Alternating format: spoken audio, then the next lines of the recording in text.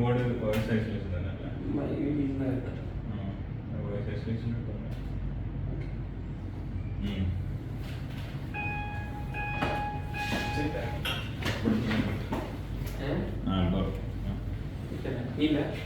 ഇല്ലില്ല.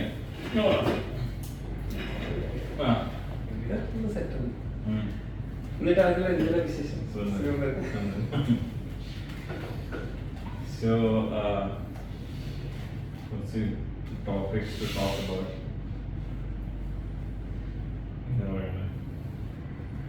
Okay, we will start with the benefit of having a good website.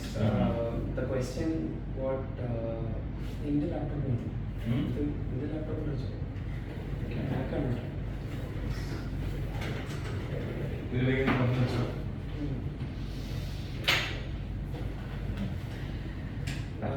So Adil, today when we were meeting our friends, today when we were meeting our client, what they were asking, how do you differentiate 2,000 dirhams or 7,000 or 10,000 dirhams?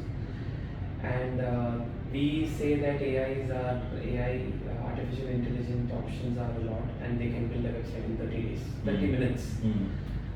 What is the difference? Like, what is the background, or how is it happening? And that's one question. I mean, you being a UI UX person, what do you say about that? How do you give, or what is the justification of them paying, let's say, 35,000 dirhams for a small website, or having a website something like 2,000 dirhams which can be made in 30 days, 30 minutes? See, it's not always about the monetary value that you pay up front. So it's always about the monetary value that you will be generating out of it. So it's all about spending on quality work. If you are getting the results for it, like in terms of UI UX, let's say, what is important? Why do you need to spend this much amount of it over it? So the question to ask is, what are the processes they are doing, and the main reason why you need UI UX in your websites are to enhance experiences. It's just not about designing stuff to make it pretty. That's not the ultimate goal. But when you say UI UX, right? On layman terms, for them UI UX is not a term. For them, it's just show me a design and how much does it cost. So those kind of people is the main people who will have the struggle, and they are kind of targets, I would say, who falls into the wrong hands, or freelancers, or somebody just give some random stuff, right? Yeah, so I think along with that there is another option, along with that there is another reason, like the process of how you build a website, and how your website is sustained for a certain period, right? And is that exactly what you need in your website? Like sometimes you just create a website and that's it. So I would say that is the key differentiator of dealing with a good agency or an individual. Correct. Right? And UI UX, the user experience, what is the user journey? Isn't that something we can evolve also during the course of time? It's true, we can evolve it, but then if a client, if a company needs a website ASAP, then it is justifiable to have something up and running, something really attractive. That is where a UI designer or a UI UX designer is involved. Yeah, they are of more importance at that stage. So when something is established, we can evolve over time. That's when you need the UX person over it. Yes. So another question which I get is, what all are the tools? I mean, how do you know this is UX? Is it just it's not coming from our head, right? So we use a lot of paid tools and understand what is the areas. So that is something which differentiates, I would say, like how you should be building a website, or how it should be done. For example, let's call it like an example, like the one which we were discussing, real estate, right? Yes. The one when we were working on a design or a specific functionality.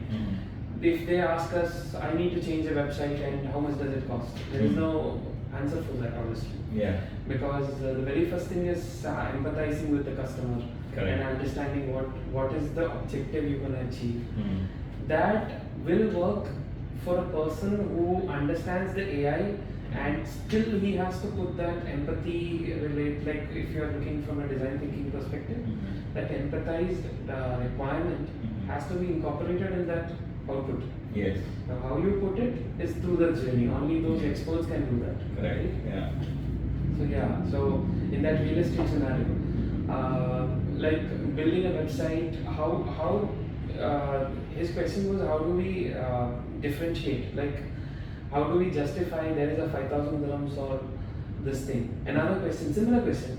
Yesterday when we were giving a proposal, Mhm. the guy was asking, Aman, I have got around 12 quotations, Mm. and I have a quotation which is just 3,000 dirhams Mm. and up to 85,000 dirhams. Mm. We are actually in the middle.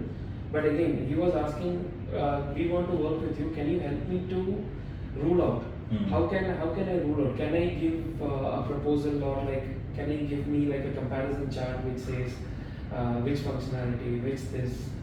How do I do that? That was his question. Mm. So, what do you say about that? So, to justify what all you bring to the table, like as a UX specialist, you need to show some of your works. Obviously, that's one key thing.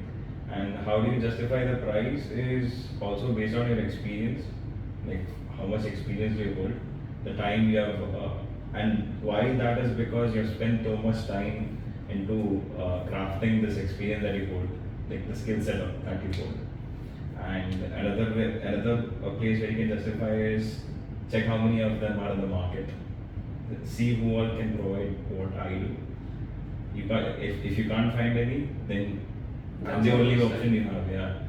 So this is what I'll provide, and I don't think anyone can understand as much as I do.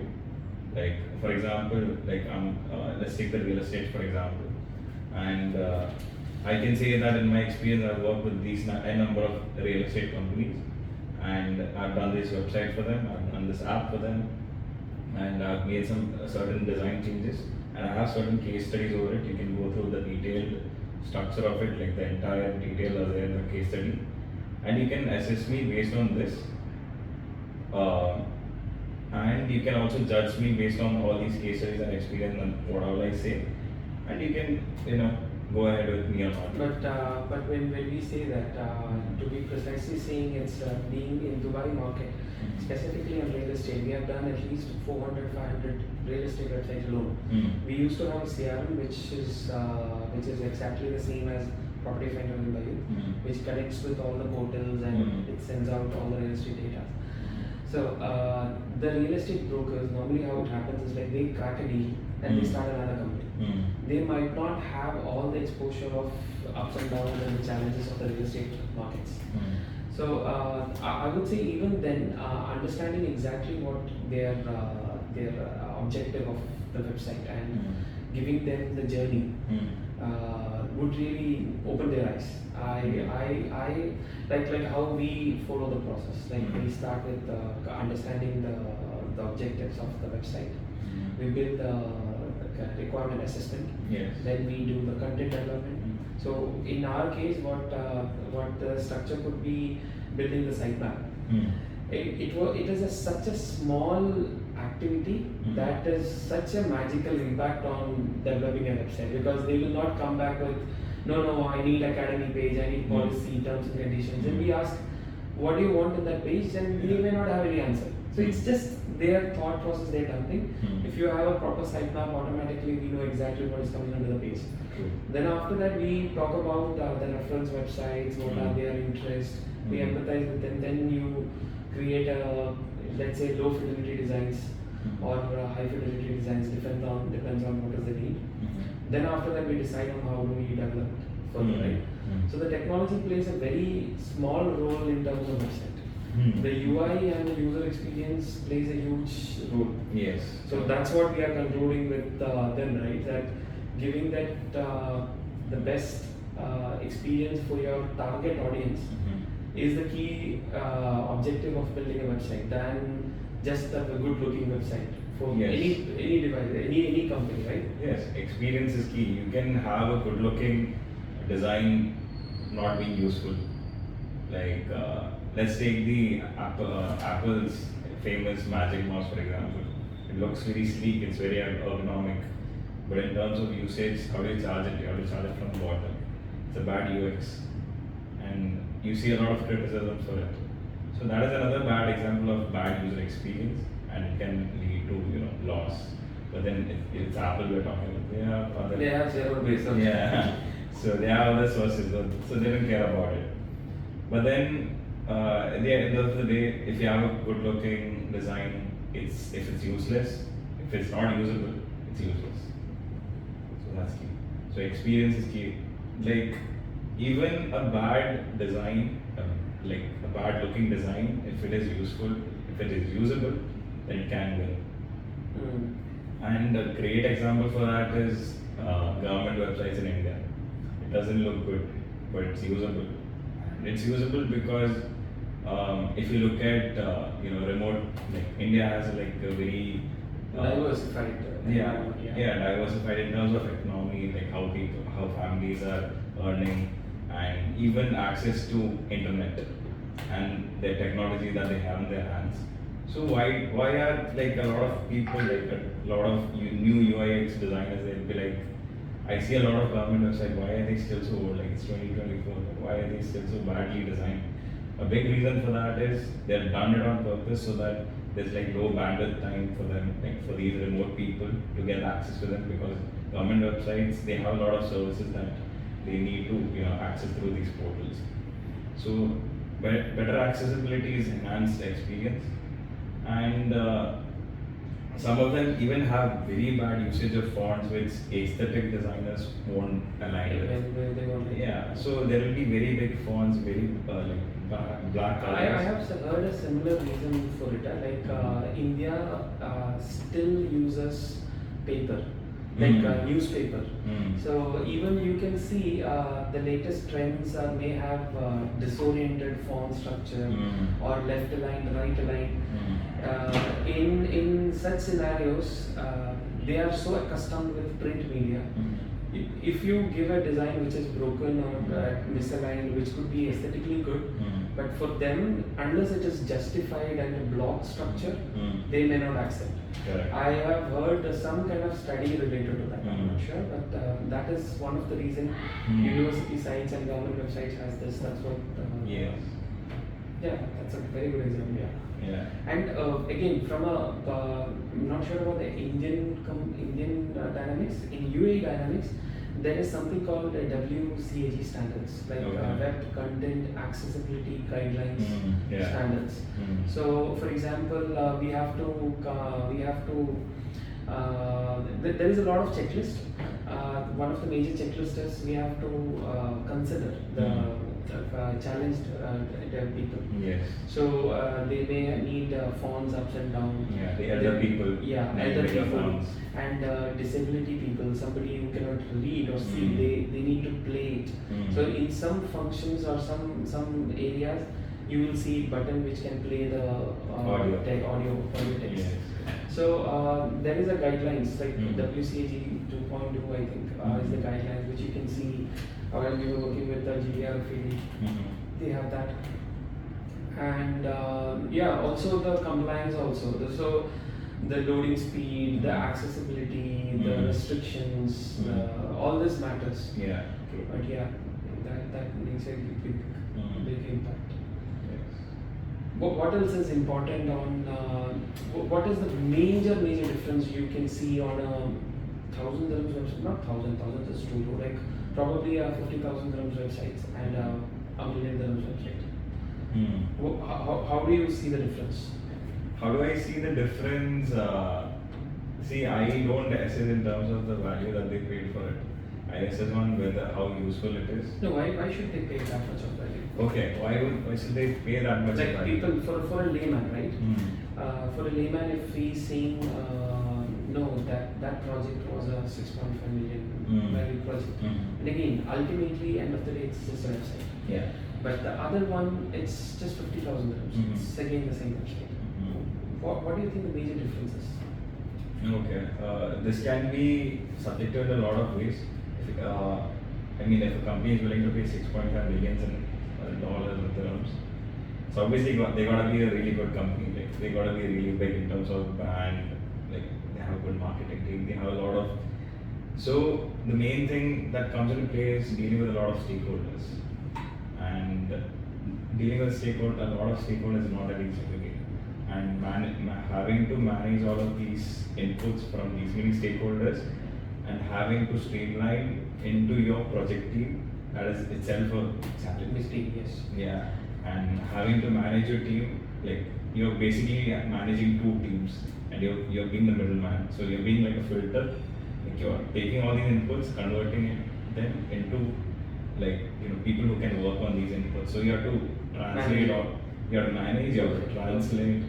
So it's like a lot of responsibility, and you have to make like both the parties happy, and like meanwhile you're like managing these two parties. You're also talking to finance teams, like budget teams. You're also managing timelines.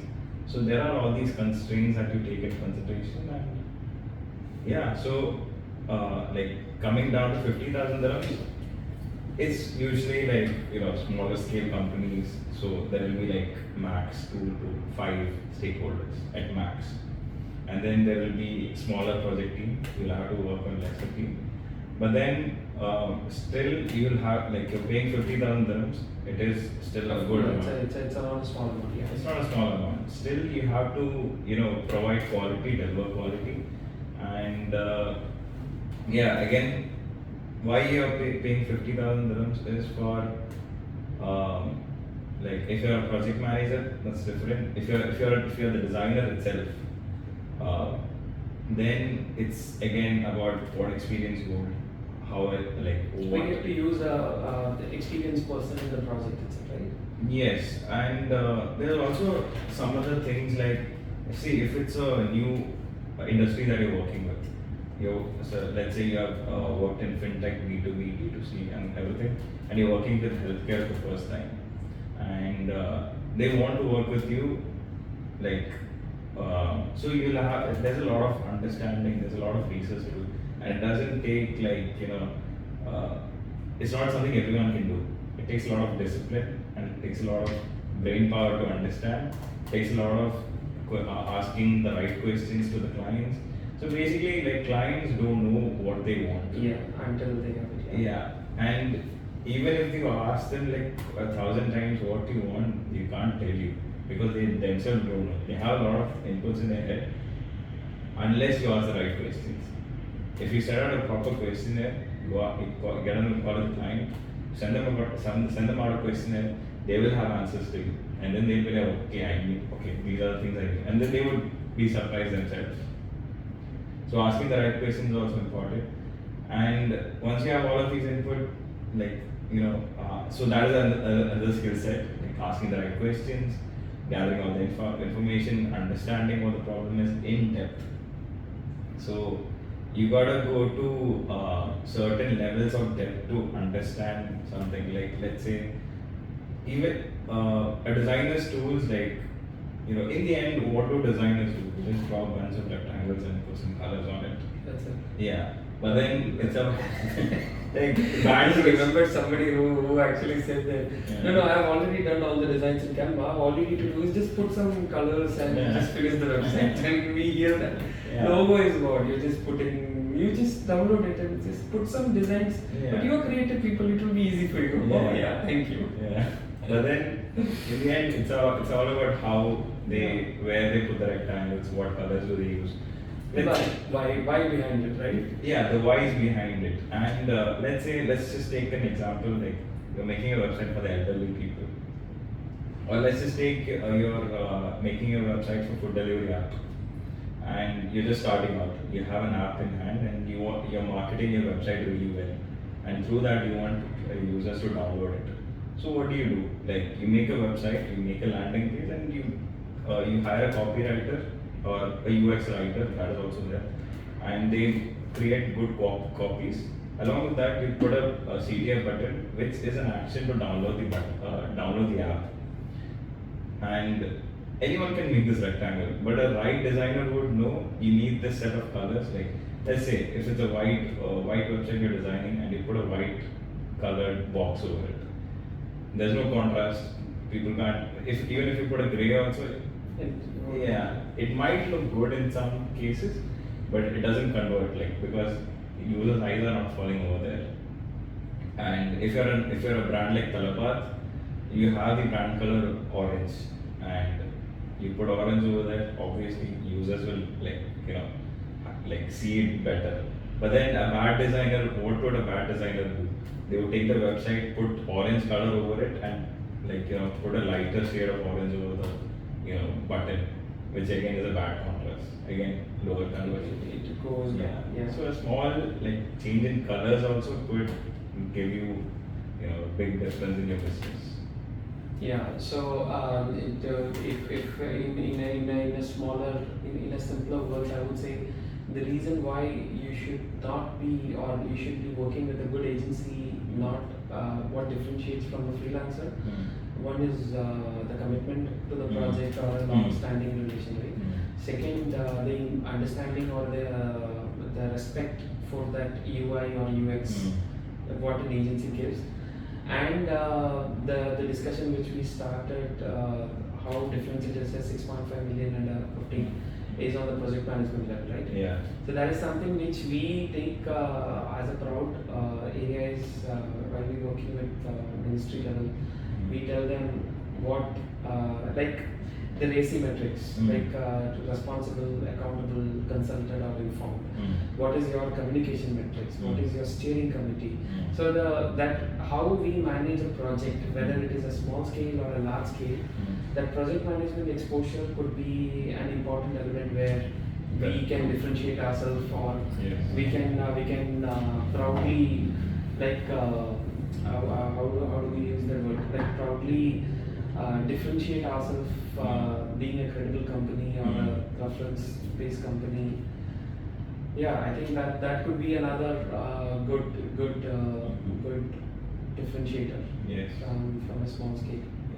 And I would say the maintenance contract also, like if we have built it, like I've been recently getting a lot of complaints, people build a website and they're not doing it. It could be any reason, like even the client is not, client is giving repeated changes. That is also another issue, right? The project will never finish.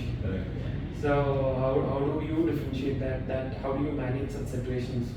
It can be managed only through contracts. Like if we have a contract saying that these are the milestones which is achievable and you have approved so and so. So it's both ways. It's like a bridge. Like we all are partners in the same project. That is not really possible if it is a freelancer and you say, finally I got my 50%, now you take a project. So that is another reason why people will be working on that. Yeah. I mean, in the end, you need a team who will manage it. You need to trust people with the right hand. Freelancers, they're not trustable most of the time because they're independent. They can, you get creative ideas, you get out of the box thinking and stuff. But consistency or sustained connections, commitments, that's the reason they're freelancers. They don't need commitments. They just finish the project and they got the money and let me vibe. I mean, it works for the people who just need a website, just need an app. I mean, even they are just there for even if it is a small modules also, like if it is a small short-term based engagements, it works. Yeah. But if you're looking from a long-term, annual or 10-year, which a company is, they shouldn't be working with them. Yes. And there is nothing wrong. Even we work with freelancers sometimes. Because some freelancers are really good. They don't want to work with the company. So we work with them and we take over the project and we hand over to our juniors. So even that is there. But to identify whom you need is important. Like if I have a requirement, should I go to an agency or should I go to a freelancer? So if the requirement, it's like, is this a requirement? Okay, I need this seriously, or is it just a requirement? If it's just a requirement, go to a freelancer. If it's a serious requirement, come to an agency. Yeah, because I need it seriously, and this is gonna impact my business in the long run. If it's just like I just need to start off with it, I just need it for now. I just need it for getting my license approved. That is a different story. Yeah, that is a different story. For that, you can go to. Yeah. So, Mm. കുഴപ്പമില്ല നമ്മൾ കുറെ കണ്ടെത്തില്ലോ. Yeah, അതാണ് വർത്താനം പറഞ്ഞ ഭയങ്കര ഇടയ്ക്ക് ഇങ്ങനെ ബത്തൊക്കെ ആണെങ്കിൽ ഇങ്ങനെ പോയിന്റ്സ് എടുക്കാം. അവിടെ ഓഫർ കേട്ടാ. ഇത് കഴിഞ്ഞ 4% ആണ്.